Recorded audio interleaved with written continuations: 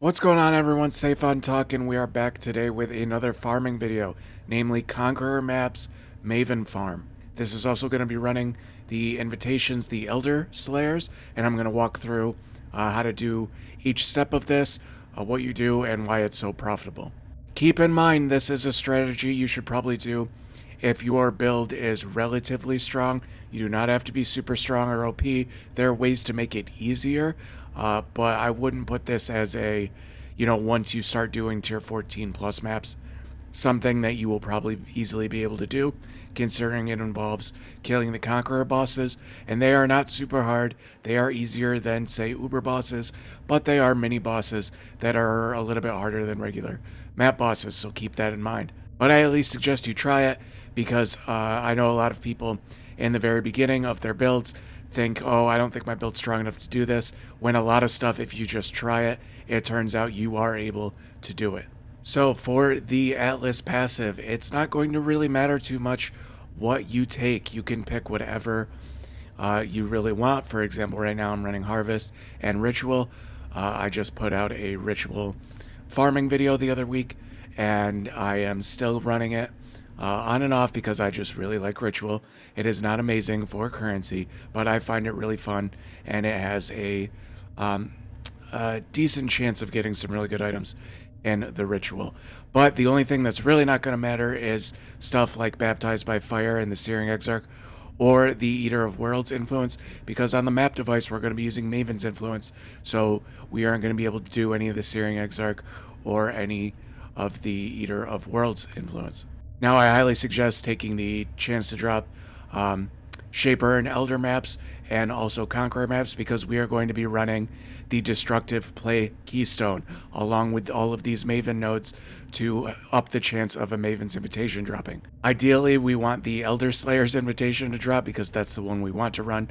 They are also 120 to 130 Chaos right now, so it's just nice when they drop, and they will drop, because while you're doing the Conqueror maps with the Maven influence, it ups the chance of that invitation dropping from the boss.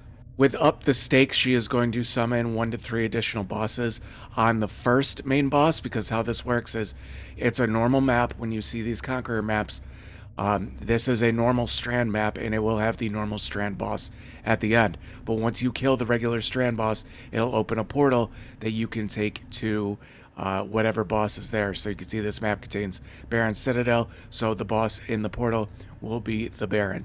But when you first go into the main or the first boss area, you're going to want to wait a couple seconds once you start the fight for the Maven to say time to up the stakes, because if you kill the boss before she says that, she will not summon any additional bosses, and it's kind of a waste. Now, she can also summon them if she doesn't in the main boss room and the extra boss room, like the Baron's room, but that just makes the fight harder, because now you have extra bosses to deal with. These are the Conqueror's maps. You can see there are 4 different kinds. They look like this.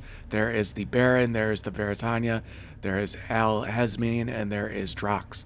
These are the 4 bosses that you need to kill to get the Maven's influence to, you can see the bottom right in this menu when you hover over, Maven's Invitation, the Elder Slayers. You can see I already did a Veritania's at one point. To get the influence, you want to do each of these 4. Once they are all filled in, you can run the invitation and get Crescent Splinters and all that. Yes, we will run one, don't worry. I'm going to kind of go through this to just show you an example of a rotation, so don't worry if you're a little confused right now.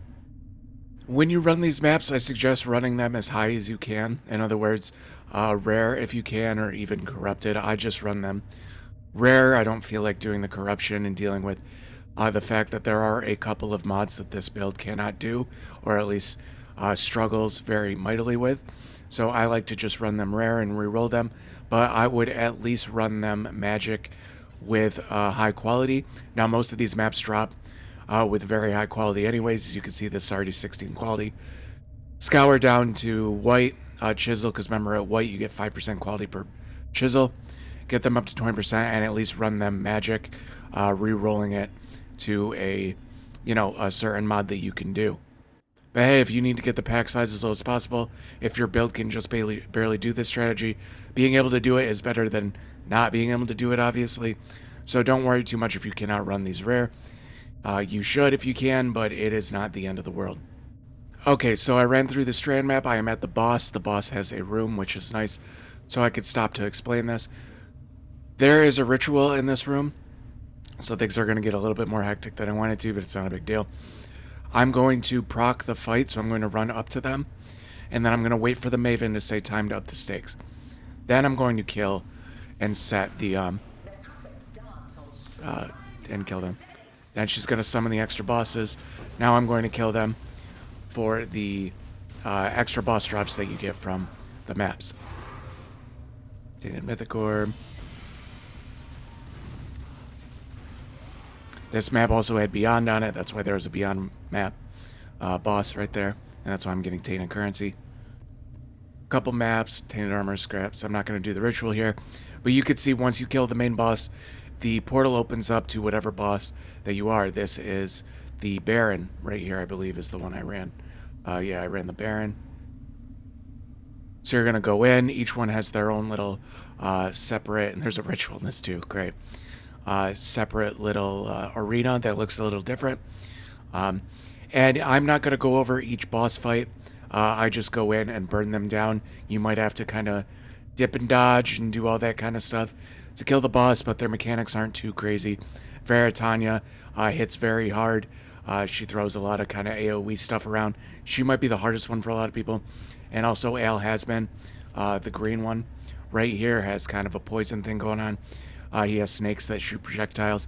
That could kind of get a little annoying, but you'll get the hang of it. They are easier than regular, end game bosses usually.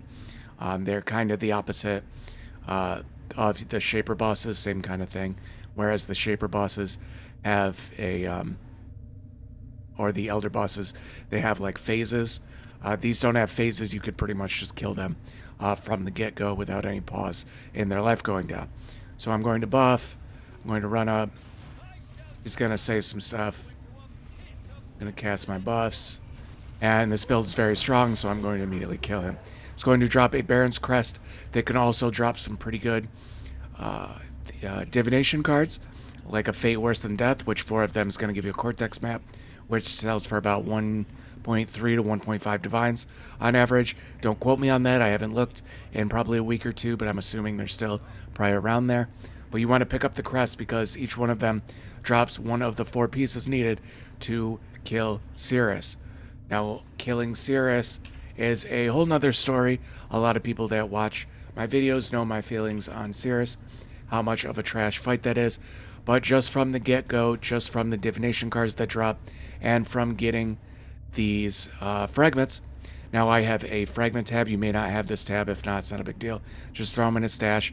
I usually wait till I have 10 of each of these and sell them for about 4 divine for a set of 10, or basically just putting right click, exact price, 1 divine for 10 on each of these.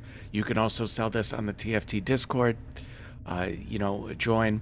There's a link in the description. Go over to bulk want to sell section of the Ancestor League and just type in. You can see the format from everyone else that's posting. Just copy the format, put that you want to sell for the fragments if you don't want to use these to run Sirus. Also, real quick before I forget, make sure that the Maven thing is highlighted. Sometimes in certain situations it even unclicks itself, so always just make sure this is highlighted before you run the map, because these are 20 to 30 C maps, so it's not fun to just completely dick around and screw yourself over on a Maven influence. Now, while running these maps, there are going to be times, because you are running different maps all the time, because very high chance that the maps that you are getting are of all different things. These happen just to be 2 temple maps. It's rare to get the same ones, but this ring will fill when you get 10 different maps with Maven influence. When this ring fills, it's time to run a Maven Atlas Invitation. When the 4 maps right here fill the Maven's Elder Slayers, you can see it right there. I have 3. I just have to run Drox on the last one. But when this is full, you want to run a Maven's Atlas Invitation. I have a bunch of them. They're the most common one. They look like this. They are very cheap. If you don't have one, you can just get one. Now, you can run these white, blue, or yellow, just like regular maps, and I suggest running them as high as you can. This Maven Invitation, what it's going to do is you're going to fight kind of staggered, one by one by one by one. If you are slow killing them, they're going to start to stack up, but it's not too crazy. All of the bosses that you killed that had influence, because that's what you're doing when you run it with Maven Influence. You're kind of, when she's witnessing the boss, she's kind of making a copy in her head. When you run the invitation, she just sends them all back at you, and you get some Crescent Splinter drops and stuff like that when you do it. So I am going to not run Vulnerability, because Bleed's kind of annoying. This is fine. You just put it in the Atlas tree. You put it in the map device, and then run it. You get 6 portals, you go in here to start the fight, you hit the Maven's Challenge, says right there, interact, begin the challenge, and you can see all of the bosses that you saved with the influence on the outside. Now it's random which ones pop out of their bubbles first, but it's not, it's not that big a deal. If you've killed them once before, you should be able to kill them relatively easily. So he came out first. Kill that one. Guy's annoying. And see, they all just come out one at a time. And then once you kill all of them, it is going to pop. A lot of stuff pops, but my loot filter is pretty strict, so it's not going to be too impressive. But you are going to get some Crescent Splinters, also probably some more Conqueror's Maps. And these Crescent Splinters are really where a lot of the money is made, because once you get 10 of them, they turn into a Maven's Writ right here, and these Maven's Writs go for 1.3 Divine. I usually wait till I save up about 6 of them, and I sell them for 9 Divine for the group of 6. So you can see I got 2 more there. And that is basically what we're going to be doing with these also. I will show you in Elder Slayers. It's the exact same thing, except it's with the 4 Conqueror bosses. So less bosses, but a little bit more of a challenge, because obviously the bosses are a solid step harder. Alright, so I ran all 4 maps with the Maven's Influence. None of them dropped an Elder Slayers, so I had to go buy one real quick. This is the invitation you're going to want to run. You can see at the top of the map, the Baron, Veritaniel, Husband, Drox are all highlighted white. That means the Maven has witnessed them, and this invitation is good to go. Now again with these, run these with as much item quantity as you can, because it affects the amount of splinters that drop. If you cannot run them rare, it is okay. You can run them magic. It is not the end of the world, but try and get the quantity as high as possible to up the chance of the splinters dropping. I think the sweet spot is around 60% plus. I think that's the line between dropping 4 and 5 splinters. Every once in a while you'll get a 6 splinter drop if you can get it a little higher than 70 or even into the 80s if you make these rare and then corrupt them. But I don't, it is going to make it very difficult a lot of the times. If you do not have a very strong build, I suggest not doing that and wasting it, because even at white, these things are pure profit anyways. I also found a pair of Ralikesh boots. That's a divine right there. I've never found these before. That's pretty cool, but I say we veil them. +2 to socketed Warcry gems. I don't know if that is really worth anything. Nope, nobody really gives a shit. Still worth 1 divine though. Maybe someone will buy those. But let's throw the invitation in the map device and run it. As you will see, it is the exact same arena as the other Atlas invitation that we ran with the 4 Conqueror bosses on the outside. Again, she's going to summon 2 once this fight starts. It is random which one she summons. I usually set up right here after I hit the button and buff and hope one of them is one of these 2. But we'll see what we get. And okay, one over here. Again, this is a very strong build, so this is not going to be a problem for it. And then the 4th one, El Hesman. And then this one is going to drop a lot better stuff than the Atlas one. Justified Ambition, another divination card that drops very often from the Conqueror bosses. 5 more Crescent Splinters. It'll drop quests. It'll drop Shaper maps and stuff like that. You can pick these up. Some of these can be really good. This Thorium Shield. Let's see what it got.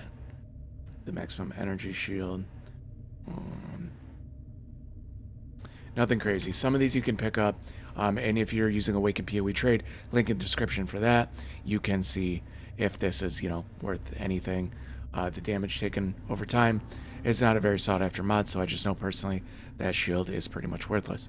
So that was basically one rotation. You are going to be running the Maven's Influence. You're going to be using that Destructive Keystone, so she summons more bosses for even more loot at the end. You're going to be getting Divination cards, namely Justified Ambition and the Fate Worse Than Death cards most of the time. You are going to also be getting a chance of them dropping